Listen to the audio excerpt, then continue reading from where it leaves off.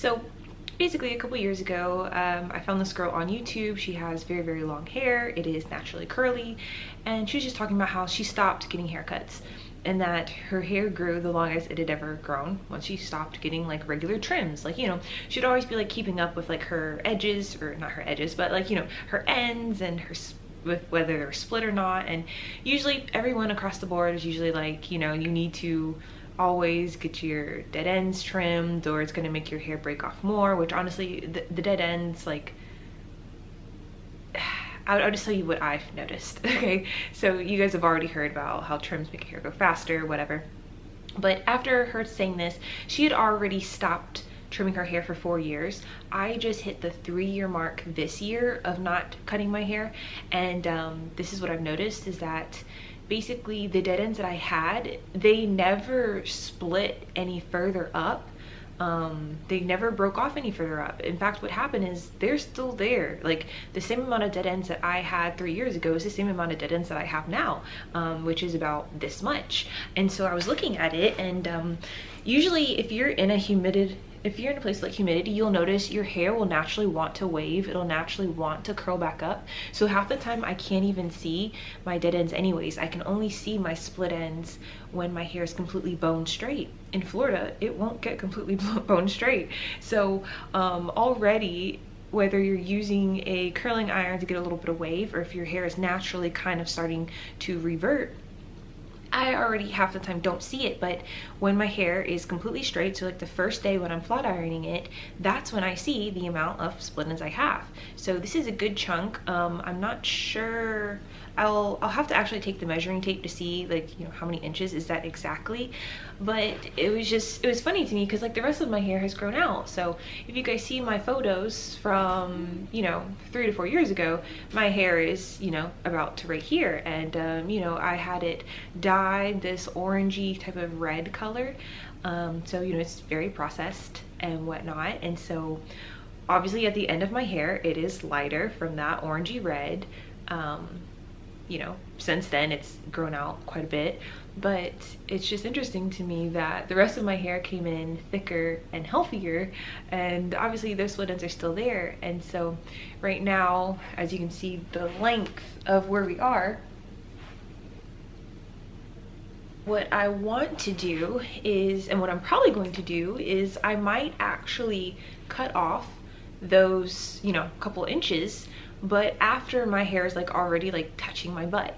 So after the thick of my hair, which my hair, as you see, gets thicker around here and around here. So after this part, it's that thick at my lower back. So right now you just have the thinned out edges, you know, some of that breakage, you just have that touching my butt.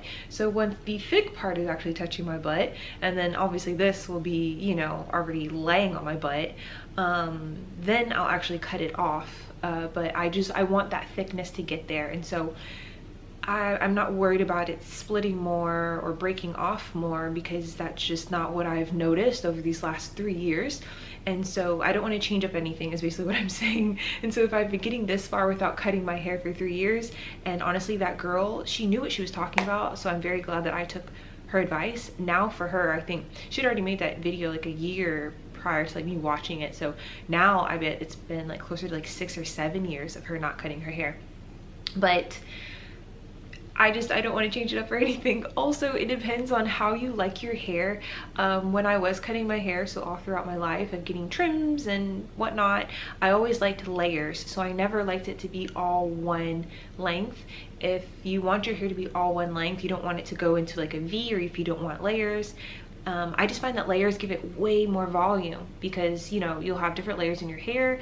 The different layers of my hair, some of them I cut them into my hair like years ago when I was cutting my hair, and some of them are just from the breakage of I had from me dyeing my hair and bleaching it so often. The top layer of my hair was already shorter than the bottom layer of my hair, and so, you know, this is how it just has grown out, but I like it. And so it really depends on what you like, I guess. And it's so funny, I wanted to make this video about scalp massages, and now we're just talking about split ends and cutting your hair, so we're just gonna stay on this topic.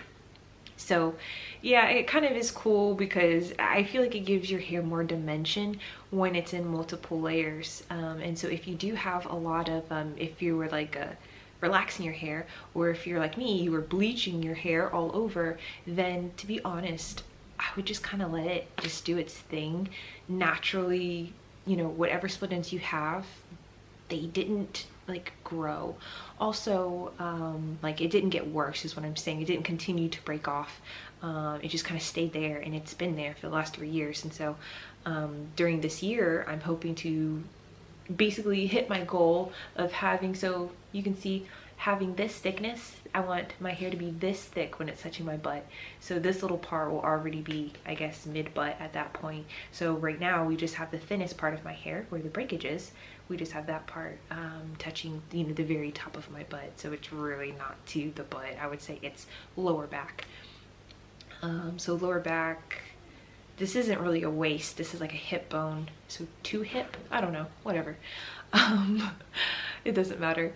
Another thing I noticed, and this was just during my life of trying to grow out my hair, because I think all girls for the most part during our lives were trying to grow out our hair. And when I was cutting my hair, I noticed that with black hair, because it you know, it needs like a lot of moisture, because it, you know, it's more like a spongy. I would cut my, what I thought were dead ends, and I'd cut them, and then like a day or two later it would look like I had more split ends. But when I cut it, we really did like cut off all of the split ends, and so like it looked healthy and looked great.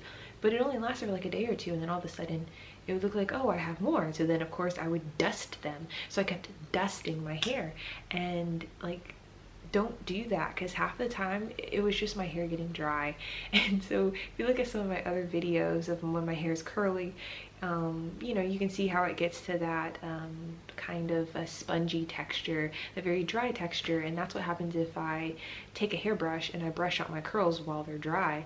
It does not mean that just because my hair looks that frizzy and, you know, it looks like it's, you know, very dry or unhealthy, or like that's breakage. Like that's not really, it's just naturally how my hair is. It needs a whole lot of moisture.